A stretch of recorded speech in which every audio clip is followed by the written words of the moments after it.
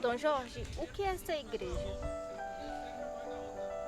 Quero antes cumprimentar os telespectadores da TV Rio Preto e dizer que me sinto muito feliz e honrado em manter esse contato com as pessoas através da televisão e, sobretudo, para falar sobre as coisas de Deus, a ação de Jesus Cristo, do Espírito Santo e da Igreja.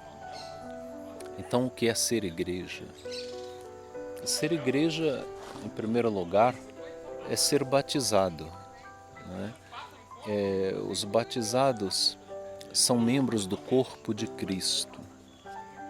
A gente chama corpo de Cristo aos inumerosos fiéis que fazem parte da igreja, né?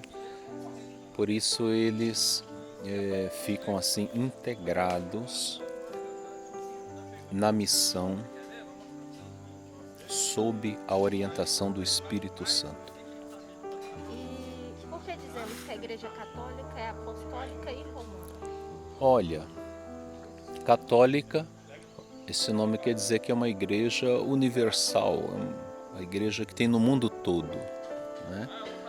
Quando se diz a catolicidade da igreja, se diz da universalidade da igreja. Ela é apostólica porque ela foi confiada inicialmente aos apóstolos. Quando Jesus foi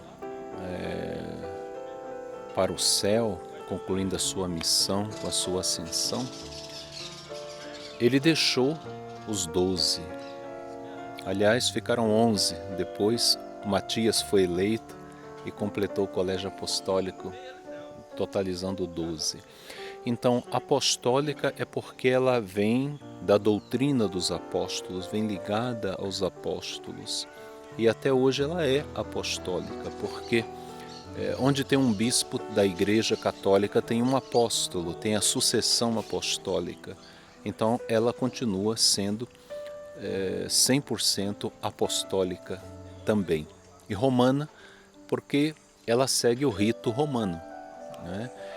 Não só porque está instalada na cidade de Roma como sede, o Vaticano, a igreja, mas sobretudo porque ela segue o rito romano diferente de outros ritos, até mesmo católicos, não é? Então isso identifica como romana. Romana necessariamente não quer dizer porque está em Roma, mas porque tem um rito próprio aprovado na sede que é Roma, né? Igreja, por isso se diz a igreja católica, é apostólica e é romana, né? Porque segue o rito romano na liturgia. Dom Jorge, o que significa ser igreja nos dias de hoje e qual conselho o senhor dá, que o senhor pode dar aos católicos que buscam a doutrina católica além dos encontros de catequese? Olha, ser igreja hoje é se identificar com a pessoa, a vida e a missão de Jesus Cristo. Tal como o Papa apresenta para nós no seu magistério, uma participação muito íntima, sendo estreitada e aproximada com uma oração, porque Jesus Cristo é uma pessoa, não é uma ideia, mas é uma pessoa. Então, a união com a pessoa de Jesus, com o seu modo de viver, uma vida voltada para fazer o bem para os outros, né? E a sua missão bonita de Jesus, gratuita. O mundo precisa tanto disso, de gente gratuita, não é? Quando ele viu gente com fome, multiplicou o pão.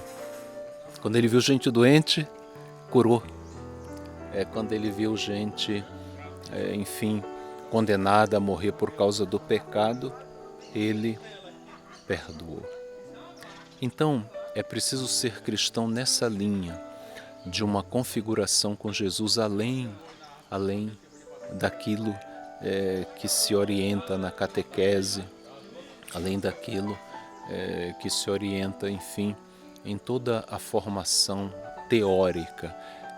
A formação ela deve sempre levar para uma prática, para um testemunho. Aliás, a igreja precisa muito mais de testemunho do que de teoria. Para nos salvarmos, basta sermos de qualquer maneira membros da Igreja Católica? De qualquer maneira, não, mas ser a moda de Cristo, né? Sermos assim católicos como Jesus foi. A catolicidade na vida de Jesus, ou seja, a universalidade da sua compaixão, que não conhece nacionalidade, raça, não é?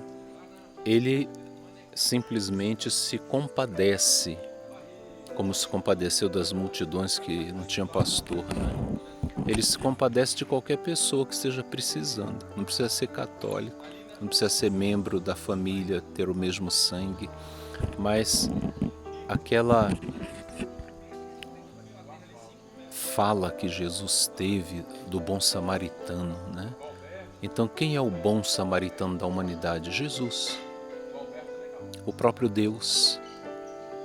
E quem é aquele que é socorrido, que está caído na estrada? É a humanidade que cai ali, acolá, e precisa de uma ajuda de Deus. Para ser um membro ativo da igreja, o que é necessário? Como já disse, é preciso ser batizado, não é? E ser ativo quer dizer ser operoso, trabalhar. Então, o membro da igreja ele não pode ser acomodado, ele tem que viver em estado permanente de missão, sempre disposto a levar a palavra de Deus para quem precisa, sempre disposto a ser uma mão estendida para ajudar os pequenos, fracos, humildes, os que mais necessitam. E qual é a melhor maneira de vivenciar essa fé na comunidade? Próximo do povo, junto do povo. Não se concebe um líder religioso, uma líder religiosa, distante do povo, né? O próprio Jesus ele é definido como Emanuel, como Deus conosco. Então, a melhor maneira de se testemunhar a fé, claro, rezando sempre para fortalecer o testemunho, mas é o testemunho. O melhor anúncio da Eucaristia que celebramos é o testemunho. Sim. É o mesmo que vivenciar a caridade, né? O testemunho passa também pela caridade, né?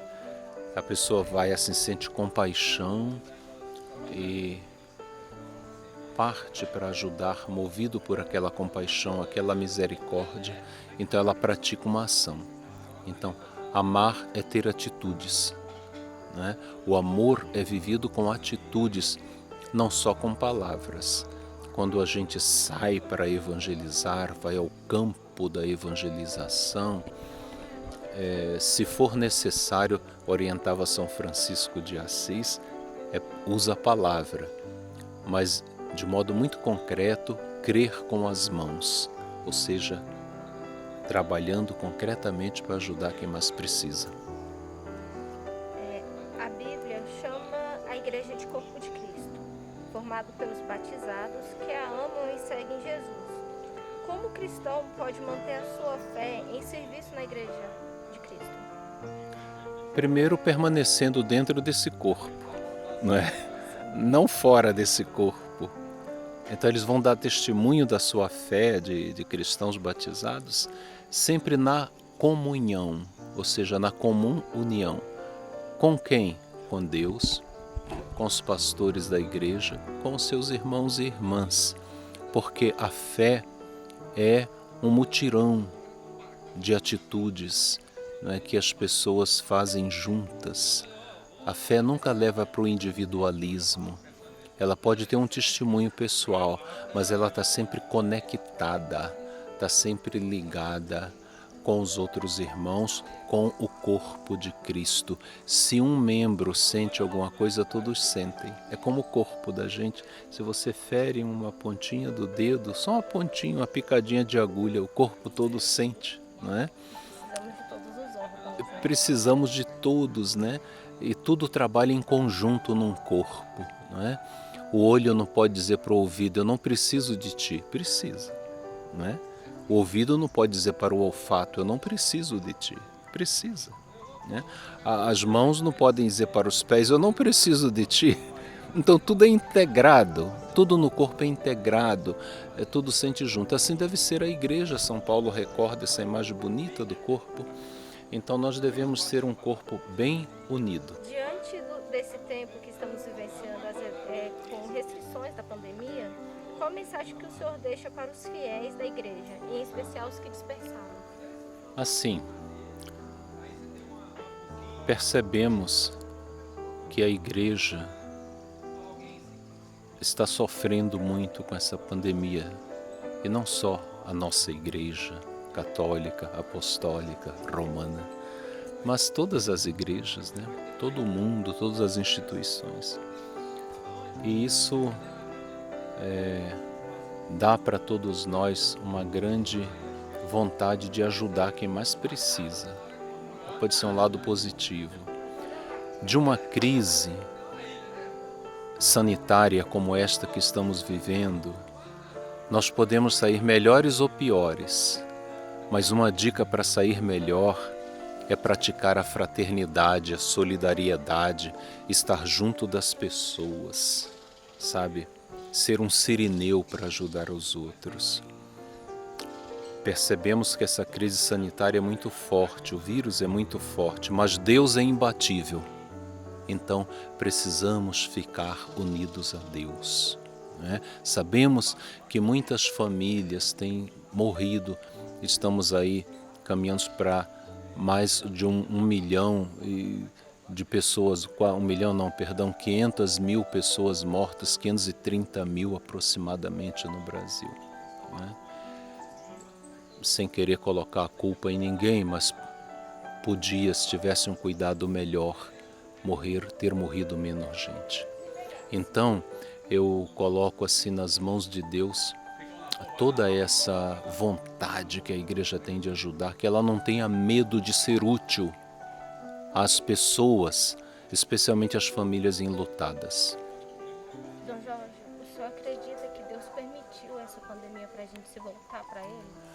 Olha, tudo na vida a gente pode tirar uma lição boa e também menos boa, não é? Deus nos deu a liberdade, e a gente fica sem saber. Alguns comentam, esse vírus foi feito de propósito para diminuir a população do mundo, não é? Esse vírus veio por geração espontânea, por mutações espontâneas. Não sabemos, a gente ouve muitos comentários dessa natureza por aí, mas o importante é que a situação está posta, não é? E nós temos que nos vacinar, isso mesmo. A primeira atitude boa é vacinar-se contra esse vírus. Depois, seguir, não é? As normas sanitárias de máscara, de álcool gel, de distanciamento, de higiene do ambiente, enfim, tudo isso está sendo orientado. Aqui nesse ar livre onde nós estamos, não é? É uma grande bênção de Deus para conversarmos sobre isso, mas no ambiente fechado, ali a gente sempre tem que usar esses cuidados prescritos pelas autoridades de saúde. Portanto, minha gente, vacina é muito importante. Cada um procure dentro aí da sua faixa etária se vacinar, e também não só contra a Covid, mas contra a gripe também, né? Para poder gozar um pouco mais de saúde e de segurança. Mas Deus precisa não do nosso medo, mas da nossa fé.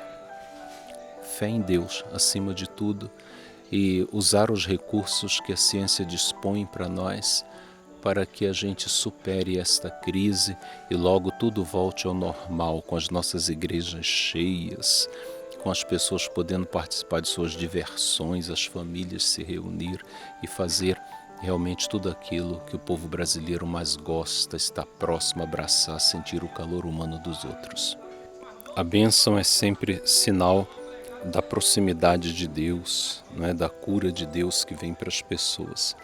Deus Todo-Poderoso, abençoai os telespectadores que estão assistindo a TV Rio Preto, abençoai os lares, os ambientes de trabalho, as nossas autoridades, para que juntos com a Igreja todos busquem as melhores soluções, de modo que as pessoas voltem a ser plenamente felizes. Em nome do Pai, do Filho e do Espírito Santo. Amém. Mãe de Deus, rogai por nós.